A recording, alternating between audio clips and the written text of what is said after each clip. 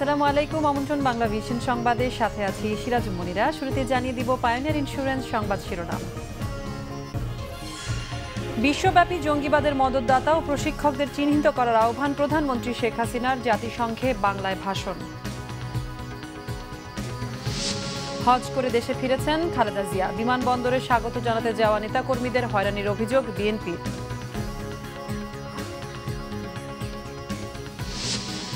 গুলশানে নিহত 6 জঙ্গির লাশ বেওয়ারিশ হিসেবে জুরাইনে দাফন। ভয়ঙ্কর হয়ে উঠছে নারী সদস্যরা। নারী শিশুসহ বরিশালে ডুবে যাওয়া লঞ্চের 18 যাত্রীর লাশ উদ্ধার, এখনো নিখোঁজ 9 জন।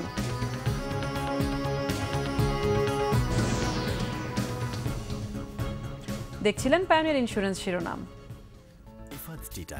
চায়ের সাথে সেরাটা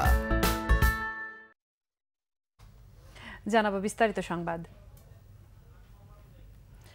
বিশ্বব্যাপী জঙ্গিবাদের উত্থানের পেছনে অর্থ ও অস্ত্রদাতা এবং প্রশিক্ষকদের চিহ্নিত করার আহ্বান জানিয়েছেন প্রধানমন্ত্রী শেখ হাসিনা। জাতিসংঘের সাধারণ পরিষদের ৭১তম অধিবেশনে দেয়া ভাষণে তিনি সন্ত্রাস ও জঙ্গিবাদ মোকাবেলায় সবাইকে ঐক্যবদ্ধ হওয়ার আহ্বানও জানান। জাতিসংঘের সাধারণ পরিষদের ৭১তম অধিবেশনে বাংলায় ভাষণ দেন প্রধানমন্ত্রী শেখ হাসিনা। ভাষণের প্রধানমন্ত্রী বিশ্বব্যাপী জঙ্গিবাদ ও চরমপন্থার বিরুদ্ধে সবাইকে ঐক্যবদ্ধ হওয়ার আহ্বান জানান। বর্তমান সময়ের দুটি প্রধান বৈশ্বিক চ্যালেঞ্জ হচ্ছে সন্ত্রাসবাদ ও সহিংস চরমপন্থা। আমরা দেখতে পাচ্ছি যে এই চ্যালেঞ্জগুলো এখন কোনো নির্দিষ্ট গণ্ডির মধ্যে আবদ্ধ না থেকে বিশ্বের সকল স্থানেই ছড়িয়ে পড়েছে।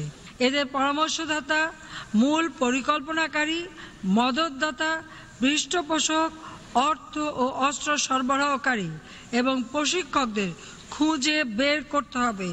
প্রধানমন্ত্রী তার ভাষণের প্রথমেই শরণার্থী সমস্যার প্রতি বিশ্ব নেতাদের দৃষ্টি আকর্ষণ করেন। সংঘাত থেকে পালিয়ে বাঁচতে চাওয়া মানুষদের তথা বিশ্বব্যাপী শরণার্থী সমস্যার সমাধানের জন্য নতুন পথ খুঁজতে জাতিসংঘের সদস্য রাষ্ট্রগুলোর প্রতি আহ্বান জানান প্রধানমন্ত্রী। যারা সংঘাত থেকে পালিয়ে বাঁচার চেষ্টা করছেন, প্রায়শই বিভিন্ন দেশ তাদের নিরাপত্তা দিতে অস্বীকার করছে।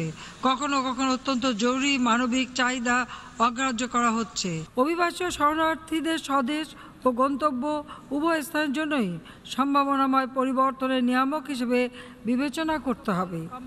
ভাষণে প্রধানমন্ত্রী টেকসই উন্নয়নের জন্য উন্নয়নশীল দেশগুলোতে প্রযুক্তির প্রবেশাধিকার নিশ্চিত করার কথা বলেন। জ্ঞানভিত্তিক ডিজিটাল বাংলাদেশ গঠনে তার সরকারের শিক্ষা, স্বাস্থ্য, তথ্য প্রযুক্তি, শিল্প, বাণিজ্য সহ বিভিন্ন খাতে নেওয়া পদক্ষেপের কথা তুলে ধরেন শেখ হাসিনা। উন্নয়নশীল দেশগুলোতে পরিবর্তনশীল প্রযুক্তির প্রবেশাধিকার নিশ্চিত করতে হবে। এর আগে নারীর ক্ষমতায়নে অসামান্য অবদানের স্বীকৃতিস্বরূপ এজেন্ট অব চেঞ্জ পুরস্কার গ্রহণ করেন প্রধানমন্ত্রী শেখ হাসিনা। একই সঙ্গে তিনি প্ল্যানেট 50-50 চ্যাম্পিয়ন হিসেবে বিশেষ খেতাবও পেয়েছেন। গ্লোবাল ইম্প্যাক্ট ফোরামের পক্ষ থেকে প্রধানমন্ত্রীকে এই পুরস্কার ও খেতাব দেওয়া হয়। এদিকে প্রধানমন্ত্রীকে নাগরিক সংবর্ধনা দিয়েছেন প্রবাসীরা। এ সময় প্রধানমন্ত্রী দেশের নবনির্মিতব্য শিল্পাঞ্চলে প্রবাসীদের বিনিয়োগের আহ্বান জানিয়েছেন। তিনি বলেন, বঙ্গবন্ধুর খুনিদের জিয়াউর রহমান যেভাবে পুনর্বাসন দিয়েছেন, খালেদা জিয়াও সে ধারাবাহিকতা বজায় রেখেছে। প্রধানমন্ত্রী বলেন, 2014 সালের নির্বাচন ঠেকানোর নামে খালেদা জিয়া দেশের মানুষকে পুড়িয়ে মেরেছে। এসব ঘটনায় যারা হুকুমদাতা, অর্থদাতা তাদের বিচার হবেই। জ্যোতিকা ঘোষ, বাংলা ভিশন। সাংবিধানিক প্রতিষ্ঠান নিয়ে অহেতুক বিতর্ক করলে গণতন্ত্র ধ্বংস হয়ে যাবে বলে মন্তব্য করেছেন আওয়ামী লীগের সাধারণ সম্পাদক সৈয়দ আশরাফুল ইসলাম। দলের ধানমন্ডি কার্যালয়ে ঢাকার পার্শ্ববর্তী জেলার আওয়ামী লীগের সভাপতি, সাধারণ সম্পাদক ও ঢাকার সংসদ সদস্যদের সাথে যৌথ সভায় এই মন্তব্য করেন তিনি। নির্বাচন কমিশন পুনর্গঠন নিয়ে বিএনপির প্রতিক্রিয়ার জবাবে সৈয়দ আশরাফ বলেন, সবার সাথে আলোচনা করেই নির্বাচন কমিশন নিয়োগ দেন রাষ্ট্রপতি, তাই তো সবার কাছেই গ্রহণযোগ্য হয়। সাংবিধানিক প্রতিষ্ঠান নিয়ে কথায় কথায় তুচ্ছ তাচ্ছিল্য ঠিক নয় বলেও মন্তব্য করেন তিনি। সোমবার প্রধানমন্ত্রীকে দেয়া সংবর্ধনায় সর্বস্তরের মানুষ অংশ নেবে আশা করে জনপ্রশাসন মন্ত্রী বলেন, শেখ হাসিনা আরও 10 বছর ক্ষমতায় থাকলে বাংলাদেশ পরিণত হবে মধ্যম আয়ের উন্নত দেশে।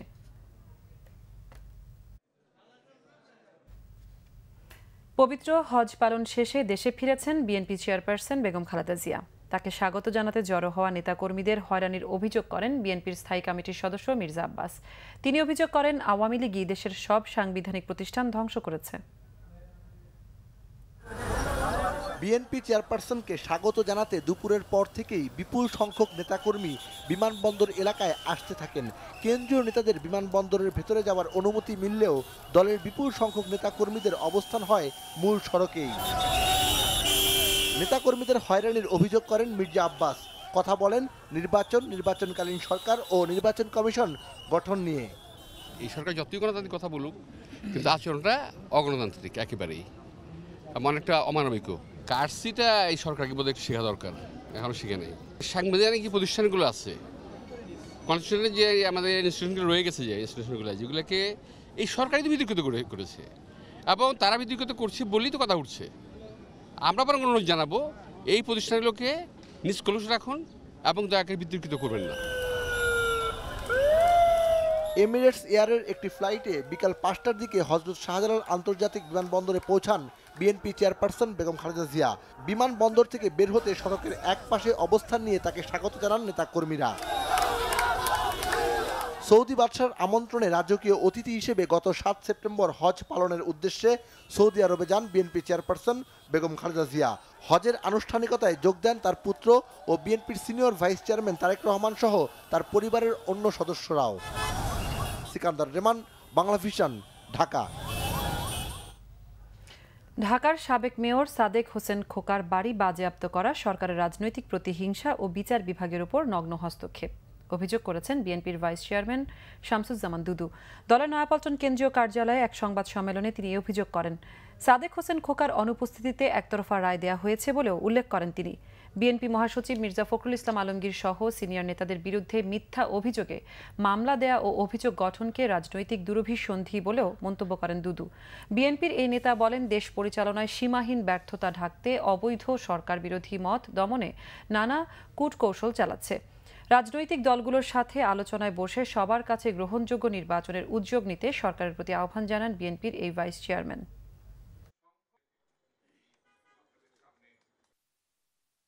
বিএনপি ভাইস চেয়ারম্যান বীর মুক্তিযোদ্ধা জনাব সাদেক হোসেন খোকার বাড়ি ও সম্পত্তি সরকার বাজেয়াপ্ত করেছে মর্মে বিভিন্ন প্রচার মাধ্যমে সংবাদ প্রকাশিত হয়েছে।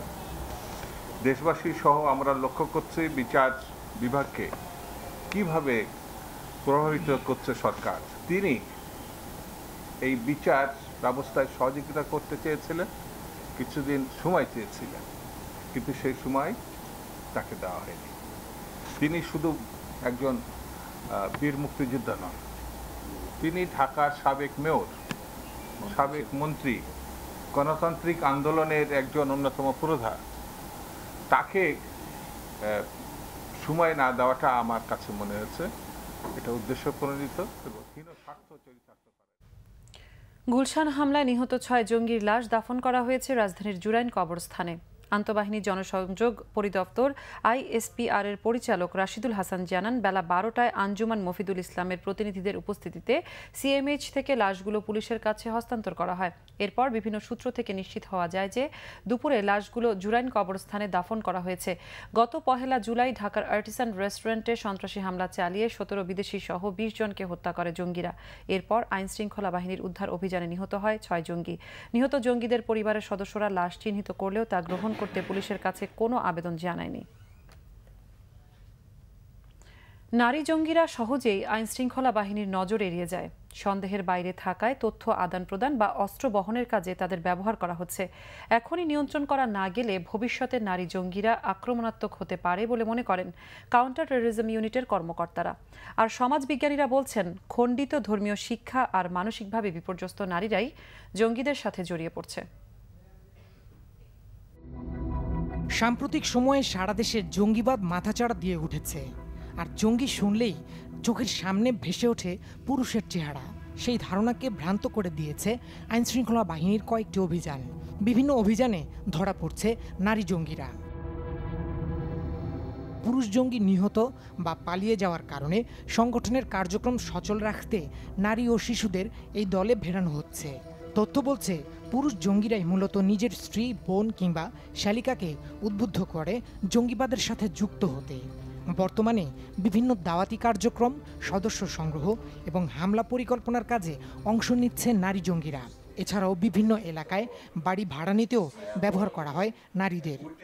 একজন নারী সদস্য একটা পুরুষ সদস্য মতো ভূমিকা যে পালন করবে না তার কোনো নিশ্চয়তা নেই। এটাকে যদি আমরা কন্ট্রোল প্রাথমিকভাবে না করতে পারি, হয়তো বা ইন এ লং রান পরবর্তীতে তারা হয়তো আক্রমণ ভাগে চলে আসতে পারে। কোনো নারী সদস্যকে শুধু ধরে এনে মানুষের সামনে জঙ্গি হিসেবে উপস্থাপন করারও সম্ভাবনা খুবই কম থাকে।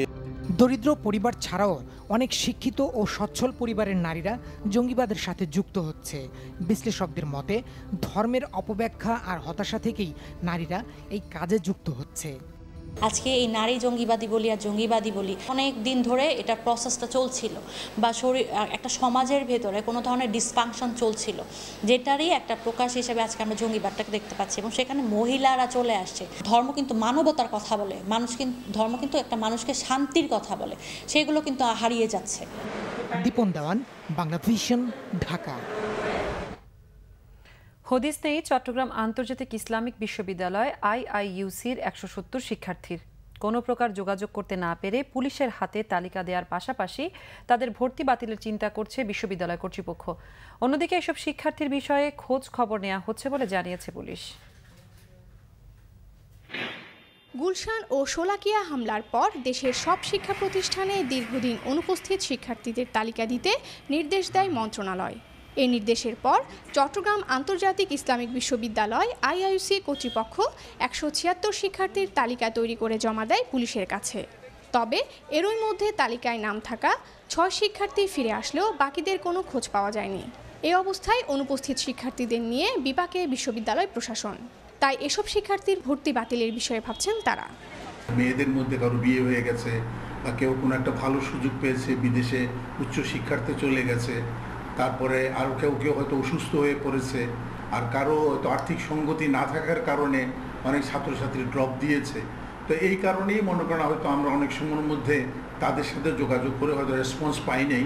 যদি 3 সেমিস্টার ক্রস করে চলে যায় তাহলে তো তাদের স্বয়ংক্রিয়ভাবেই তাদের ছাত্রত্ব বাতিল হয়ে যাবে।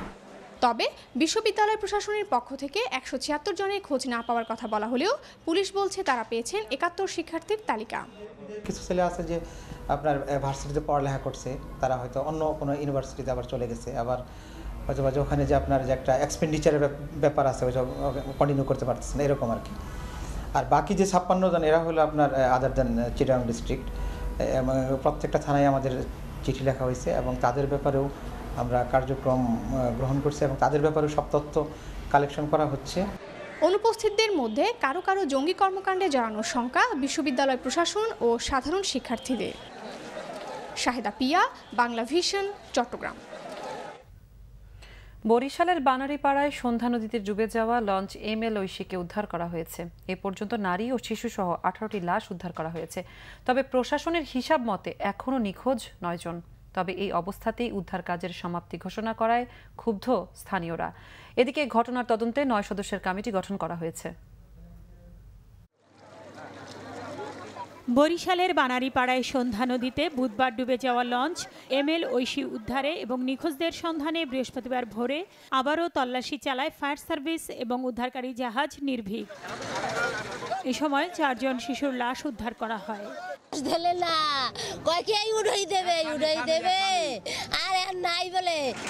এরপরই প্রাথমিকভাবে উদ্ধার কাজের সমাপ্তি টেনেছে প্রশাসন। তবে নিখোঁজদের সন্ধানে উদ্ধার অভিযান অব্যাহত রাখার দাবি স্থানীয়দের। লাশ উঠানো বন্ধ করে ইচ্ছাকৃতভাবে এগুলো করছে। ছোট 4টে বাচ্চা ভিতরে বাঁচিয়ে রয়েছে, বড় মানুষগুলি কোথায় গেল? 7 দিনের মধ্যে প্রতিবেদন জমা দেওয়ার নির্দেশ দিয়ে জেলা ম্যাজিস্ট্রেটকে প্রদান করে 9 সদস্যের তদন্ত কমিটি গঠন করা হয়েছে। আমরা ট্রলারটি ইতিমধ্যে ভাসিয়েছি এবং আমরা ডিএম সাহেব আছে ওনাকে দিয়ে আমরা এটাকে পুলিশের কাছে হ্যান্ড ওভার করে দেব। আর আমাদের যেটা হচ্ছে সেটা হচ্ছে আমরা মেরিন কোর্টে একটা মামলা দেব, যে মামলাটা হচ্ছে আসলে যাত্রীদের নিয়ে এসে এ ধরনের প্রহসন এটা গ্রহণযোগ্য না। বুধবার দুপুরে বরিশালের বানারীপাড়ায় সন্ধ্যা নদীর দাসেরহাট এলাকায় লঞ্চটি নোঙর করার সময় হঠাৎ খরস্রোতা নদী তীরের মাটি লঞ্চের উপর ভেঙে পড়লে ডুবে যায় launch ML Oishi. Bangla vision news desk. খাগড়াছড়িতে বাস খাদে পড়ে শিশুসহ 5 জন নিহত হয়েছে, আহত হয়েছে 40 জন। প্রত্যক্ষদর্শীরা জানিয়েছে, দুপুরের দিকে খাগড়াছড়ি থেকে চট্টগ্রামগামী একটি যাত্রীবাহী বাস মাটিরাঙ্গা এলাকায় নিয়ন্ত্রণ হারিয়ে খাদে পড়ে গেলে দুর্ঘটনা ঘটে। এতে ঋদ্ধি চাকমা নামে এক শিশুসহ 5 জন নিহত হয়েছে। আহত 40 জনকে জেলার বিভিন্ন হাসপাতালে ভর্তি করা হয়েছে। নিচ্ছি গ্রেট ওয়াল সিরামিক্স সংবাদ বিরতি, সাথেই থাকুন, ফিরছি জানিয়ে।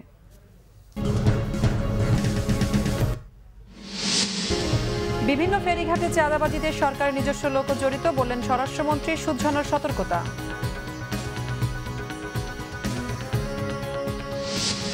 রাজধানীতে ব্যক্তিগত গাড়ি ব্যবহার কমানো হবে, জানিয়েছেন মন্ত্রী ওবায়দুল কাদের ও মেয়র আনিস।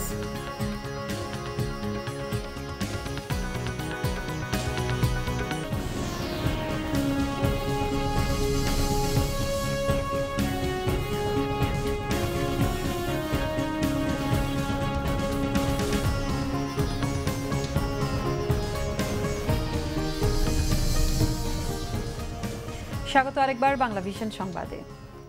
গোয়েন্দা সংস্থার তৈরি করা দেশের বিভিন্ন ফেরিঘাটের চাঁদাবাজদের তালিকায় সরকারের নিজস্ব লোকের নামও আছে বলে জানিয়েছেন স্বরাষ্ট্রমন্ত্রী আসাদুজ্জামান খান।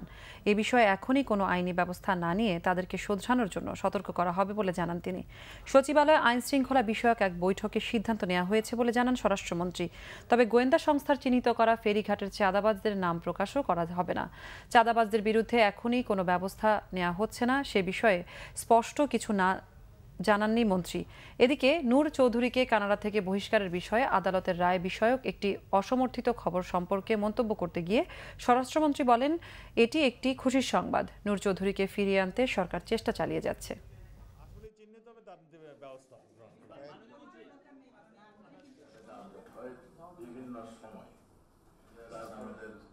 তারপর ফেরিঘাটে চাঁদাবাজি গোয়েন্দা সংস্থার রিপোর্ট, আমরা তাদেরকে সুযোগ দিচ্ছি, তারা যদি সংশোধিত না হয় তাহলে তাদের বিরুদ্ধে ব্যবস্থা গ্রহণ করা হবে।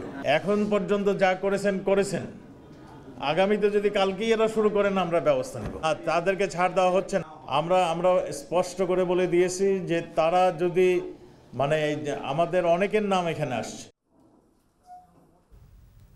সড়ক পরিবহন আইনে ব্যক্তিগত গাড়ি ব্যবহার সীমিত করা হবে বলে জানিয়েছেন সড়ক পরিবহন ও সেতুমন্ত্রী ওবায়দুল কাদের। ঢাকা উত্তরের মেয়র জানিয়েছেন, আগামী বছর মার্চ মাসে তার এলাকার অন্তত 2টি রাস্তায় ব্যক্তিগত গাড়ি চলাচল নিষিদ্ধ করা হবে। বিশ্ব কারমুক্ত দিবসের অনুষ্ঠানে তারা এসব কথা বলেন।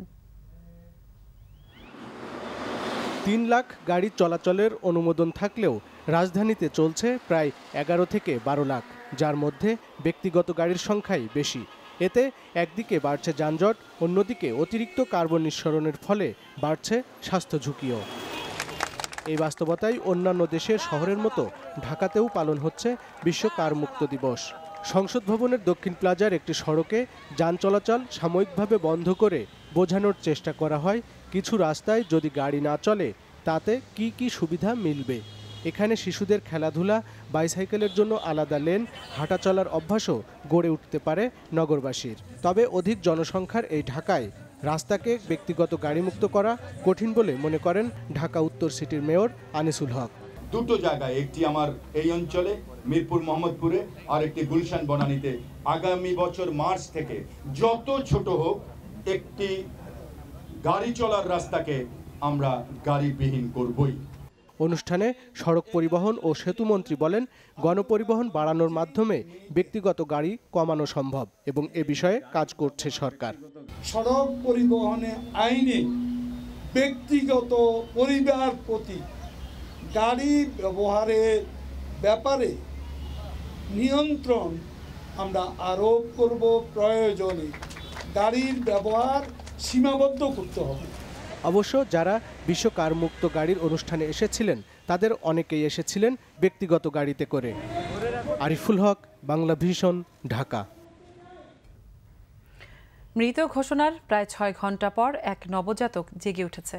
সকালে ফরিদপুরের ডাক্তার জাহেদ মেমোরিয়াল শিশু হাসপাতালে এমন ঘটনা ঘটেছে। শিশুটি এখন চিকিৎসাধীন। জানা গেছে, শহরের এই শিশু হাসপাতালে বুধবার রাতে ভর্তি হন গর্ভবতী নাজনীন আক্তার। ওই রাত 11:30টার দিকে নাজনীন একটি কন্যা সন্তানের জন্ম দেন। কিন্তু কর্তব্যরত চিকিৎসক রিজিয়া আলম নবজাতককে মৃত ঘোষণা করেন। ওই রাতেই নবজাতককে দাফনের জন্য একটি কার্টুনে করে শহরের আলীপুর কবরস্থানে নেওয়া হয়। তবে ভোরে দাফন করার কথা বলে নবজাতককে রাখা হয়। কার্টুনটি পরিবারের লোকজন কবরস্থানে রেখে আসে, কিন্তু আজ ভোর 6:30টার দিকে স্বজনরা কবরস্থানে যাওয়ার পর নবজাতকের কান্না শুনতে পান। পরে তাকে দ্রুত শিশু হাসপাতালে নেওয়া হয়। ডাক্তার রিজিয়া আলম জানান, ওই রাতে তিনি নবজাতকের পালস না পেয়ে তাকে মৃত ঘোষণা করেছিলেন, কিন্তু পরে ভোরে তাকে জীবিত দেখে অবাকও হয়েছেন। এটি মিরাকেল ঘটনা বলে মনে করেন তিনি। বর্তমানে শিশুটি সুস্থ বলেও নিশ্চিত করেন ডাক্তার রিজিয়া।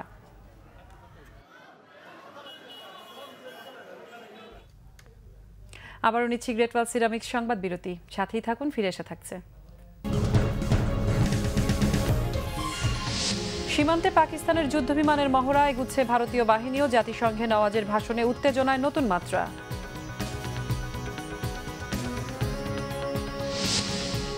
আফগানিস্তানের বিপক্ষে 2 ওয়ানডের বাংলাদেশ দল ঘোষণা। বাদ পড়লেন আল আমিন, ঢুকলেন শফিউল।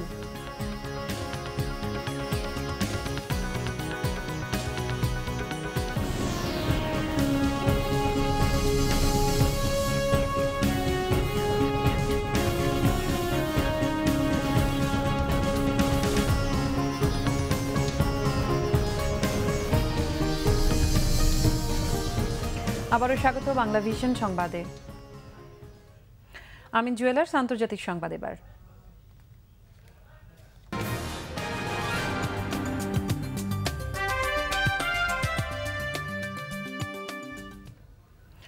ভারত সীমান্তে চলছে পাকিস্তানের যুদ্ধবিমানের মহড়া।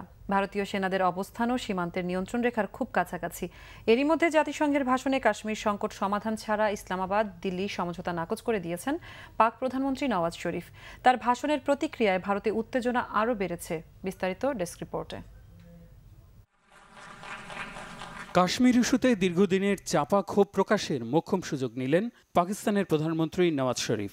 জাতিসংঘ সাধারণ পরিষদের অধিবেশনে তার অভিযোগ, কাশ্মীরে বিচার বহির্ভূত হত্যা চালাচ্ছে ভারত। বিক্ষোভকারীদের উপর চলছে বর্বর নির্যাতন। কাশ্মীর নিয়ে দক্ষিণ এশিয়ায় নতুন করে উত্তেজনার শঙ্কাকে উপেক্ষা করছেন বিশ্ব নেতারা। কাশ্মীরে ভারতীয় বাহিনীর নির্যাতন ও বিচার বহির্ভূত হত্যার তদন্তে একটি নিরপেক্ষ কমিটি গঠনে জাতিসংঘের কাছে আবেদন জানাচ্ছি। ওই অঞ্চলে শান্তি প্রতিষ্ঠায় আলোচনার ব্যর্থতার জন্য ভারতকেই দুষলেন নওয়াজ। ভারতের সাথে শান্তিপূর্ণ সহাবস্থান চায় পাকিস্তান। এর জন্য দীর্ঘ পথ যেতেও রাজি আমরা। তবে ভারতের উদ্বেগজনক হারে অস্ত্রের মজুদ বাড়ানোকে গুরুত্ব দিয়ে আত্মরক্ষার্থে প্রয়োজনীয় সব পদক্ষেপ নেবে পাকিস্তান। নওয়াজের ভাষণ চলাকালেই জাতিসংঘ সদর দপ্তরের বাইরে বিক্ষোভ করে বিজেপির যুক্তরাষ্ট্র শাখা। সাথে ছিল পাকিস্তান বিরোধী একাধিক সংগঠনের কর্মীরা। সংবাদ সম্মেলনে প্রতিবাদ জানায় ভারতের পররাষ্ট্র মন্ত্রণালয়। ভারত সবসময়ই আলোচনার মাধ্যমে সংকট সমাধানে আগ্রহী, তবে অস্ত্রের মুখে সমঝোতা আলোচনা চলতে পারে না। ভারতে সন্ত্রাসী হামলার ইন্ধনদাতা পাকিস্তানের প্রতারণামূলক কৌশলের কাছে মাথা নত করবে না দিল্লি। এমন থমথমে অবস্থার মধ্যেই যুদ্ধবিমানের মহড়া শুরু করেছে পাকিস্তান। মঙ্গলবার থেকে শুরু 3 দিনের মহড়ার জন্য উত্তরাঞ্চলের আকাশে বেসামরিক বিমানের চলাচল বন্ধ করা হয়েছে। 2টি মহাসড়কে যান চলাচল বন্ধ করে বিমান ওঠানামার মহড়া চলছে। একে ভারতের সাথে যুদ্ধের পূর্ব প্রস্তুতি হিসেবে দেখছেন অনেকে। আর সীমান্তের ওপারে ভারতের সেনারাও বসে নেই।